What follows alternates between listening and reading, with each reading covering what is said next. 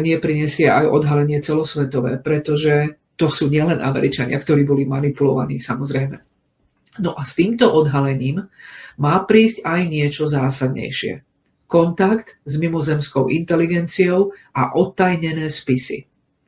Tie obsahujú technológie, ktoré môžu navždy zmeniť civilizáciu. Hovorili sme o tom veľmi, veľmi často. Od nekonečných zdrojov čistej energie, cez plazmové reaktory až po zariadenia, ktoré zmenia spôsob, akým cestujeme, či využívame ropu a plyn. Svet sa bude musieť vyrovnať s tým, že celé 10 ročia bola pravda ukrytá. Že technológie schopné liečiť, obnovovať a predchádzať smrti existovali, no boli držané v tajnosti.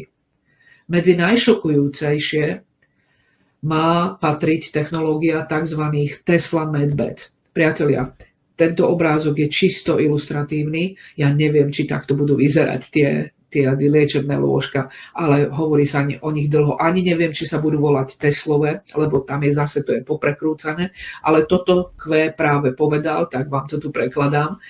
Takže tzv. Tesla Medbed. A čo je dôležité vedieť? To sú skutočné lekárske lôžka, schopné regenerovať ľudské telo. Podľa opisov dokážu za 90 minút zaceliť 9 strelných rán, obnoviť srdce po infarkte, či dokonca prinavrátiť k životu človeka, ktorý klinicky zomrel. Orgány a končatiny je možné znova vypestovať, celé telo zregenerovať. To je vízia, ktorú tieto hlasy prinášajú. Svet, kde smrť a choroby už nebudú mať rovnakú váhu ako dnes.